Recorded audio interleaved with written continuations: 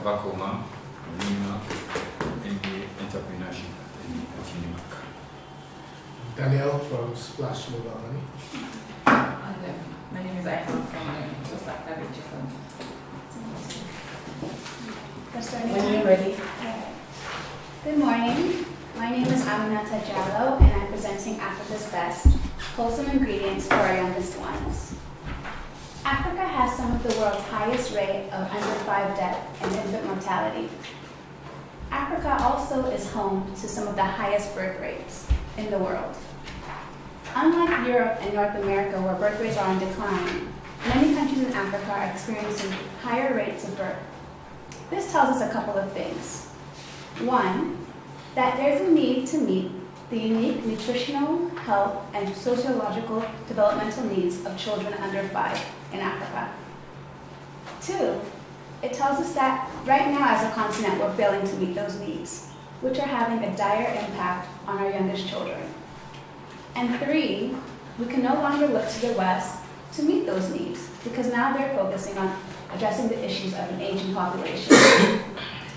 The story of Sierra Leone is not very different. In fact, Sierra Leone ranks one of the highest in the world in infant and child mortality. 162 children of every 1,000 child in Sierra Leone born dies. Those who survive past the age of 5 are 40% likely to have an issue called stunting. Stunting impacts the cognitive development and physical development of young children. It also impacts future learning, school achievements, and even the reproductive outcomes of mothers. Women who were born stunted, which is a low height for their birth or their age, women who are considered stunted have a difficult time giving birth. This can impact the maternal survival of the mother and the infant survival of the child. As you see, there is an urgent need to address the well-being of children under 5 in Africa and Sierra Leone in particular. This is where Africa's Best comes in. Africa's Best seeks to develop 2 lines of infant cereals. These 2 lines are for 2 unique markets. The first market is for the Sierra Leonean population. We seek to develop a low-cost, high-nutrient infant cereal. The first one will be a single ingredient infant cereal for the age of 6 months to 24 months. It will be primarily using brown rice. The second will be a 2-ingredient Yum Yum with harvest brown rice and mangoes. The next one is also a 2-ingredient infant cereal, brown rice and lentils. The next line of products will be developed for our export market. The export market is primarily targeted to the ECOWAS trade region in West Africa. The reason we selected this region is because the ECOWAS trade region is comprised of countries with dynamic economies like Nigeria and Ghana. These economies have large populations with a growing middle and upper class. These class of people are very concerned with not only how their food is sourced, but where it's sourced, from farm to market. This line of product will be organic. At the moment, there is no African-made infant cereal that is organic. Because we recognize that these consumers are really concerned with the health of their children and have an increased purchasing power, we want to further empower them to make better decisions to buy an African brand of cereals for their children that is not only nutritional, healthy, but also safe. Now, our major competitors in the infant cereal market are comprised of imported cereals, Nutrilak, Cerelac, and Gizos from France. Now, these cereals are very nutritious, they're healthy, but they come at a very high price point. As a result, they're not accessible for the most markets in Sierra Leone, or most consumers. Additionally, the shelf life of these products are a lot shorter. Because they're coming from overseas, oftentimes they sit on the shelf in our markets for a longer period of time, and once they're finally purchased, they have a shortened shelf life, which can impact the health and the well-being of the child. Our other major competitor locally is Benny Mix. Benny Mix provides an infant cereal comprised of sesame seed, rice, sugar, and pigeon peas. Now, Benny Mix primarily works in Bo. Bo is one of the largest economies in Sierra Leone. It's the second largest city in Sierra Leone. We at Africa's Best will not be working in Bo. We are choosing to work in Port Loko, which is strategically closer to the western urban and western rural area, which is close to Freetown, but also has a high rate of food insecurity.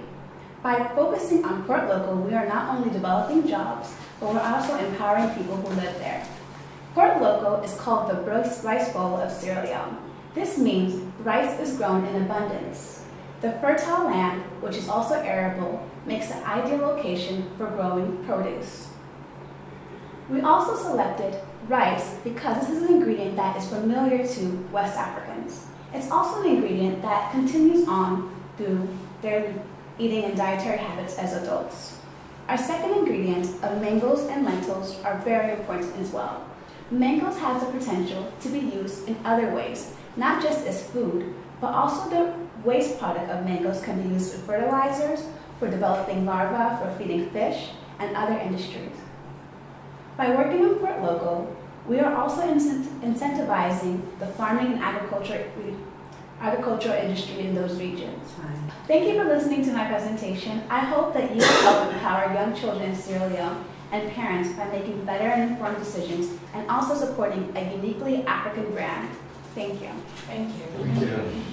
Have you actually developed the product itself? Not on a large scale, so I've tested some of them within my own kitchens with drying and a food processor and used it, but we haven't manufactured anything as of yet. So you haven't tested anything? We haven't tested it, but we're committed to doing that, and we're committed to testing it not just here, but also in Ghana. They have a standards bureau, which we can use to test to make sure it's safe and healthy for export market.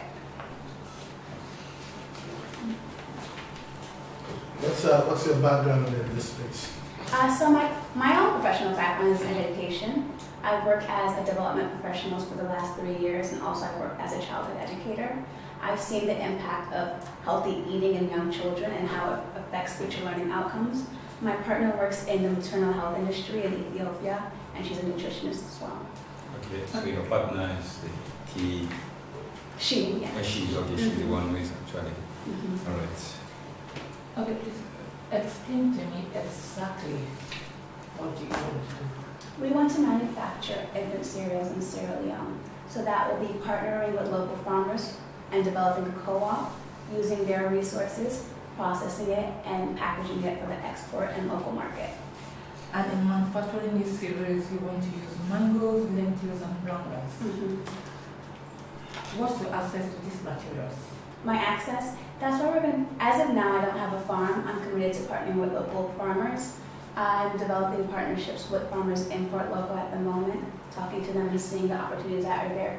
At the moment, Port Loko, there is a farming industry, which is primarily small shares, so small scale. So farming for sale at the market or farming for their own personal use.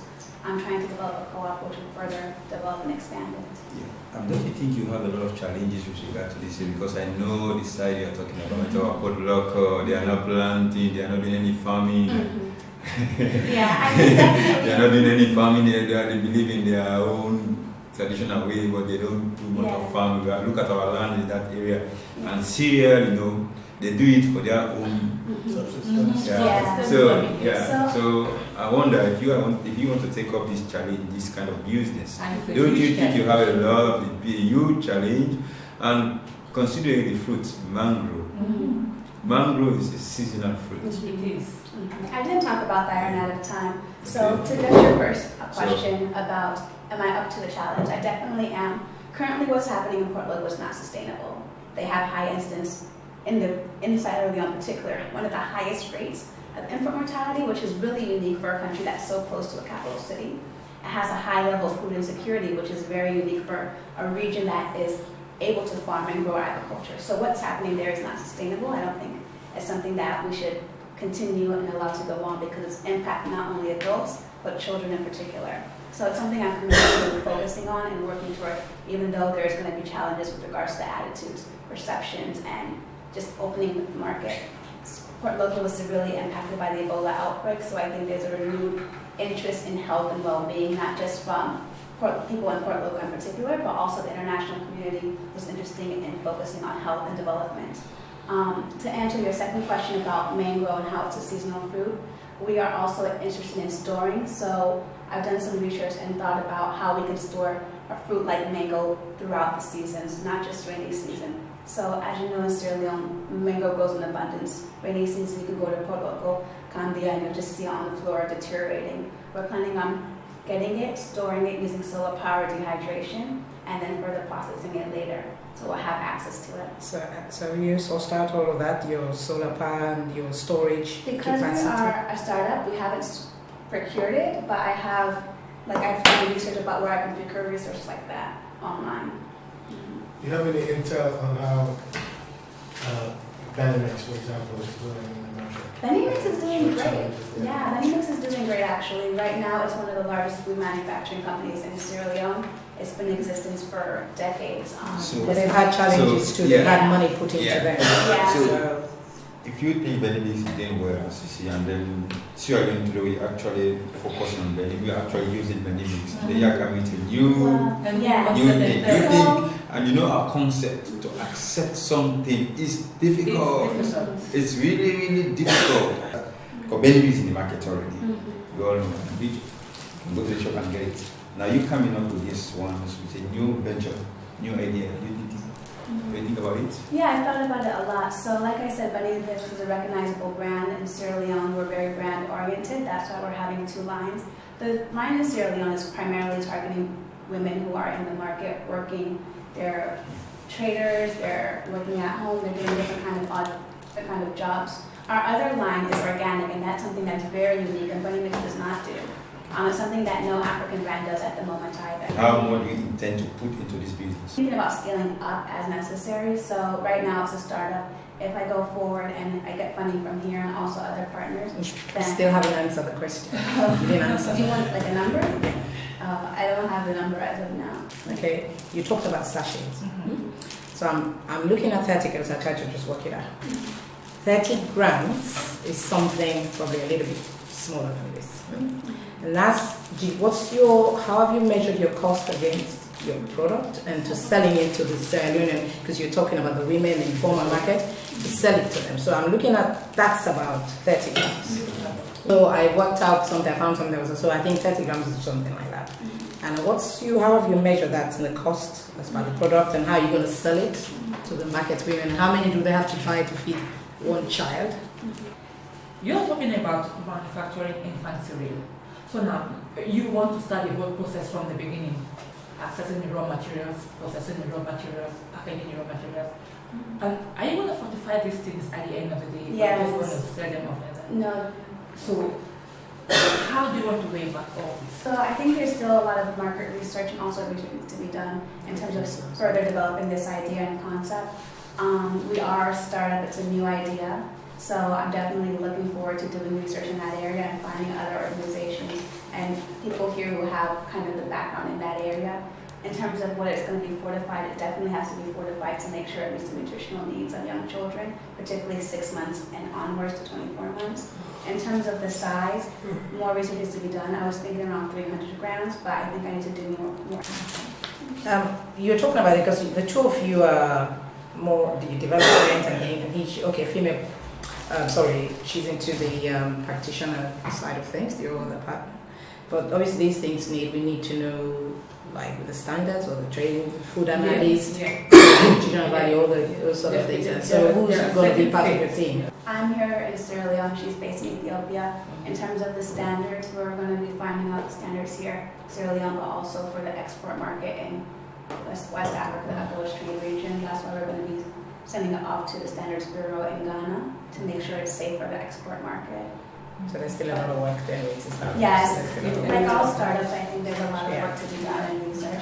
But I think it's a very good idea. I think there's room for more than one product in the industry. Yeah, I agree with that. As we see from the Western imported market, Cerelac, Nutrilak, there's more than one brand. So I think Africa's Best has a unique place in terms of developing a brand that's recognized continentally it adds value. It's not just a raw resource being exported out and then being manufactured outside.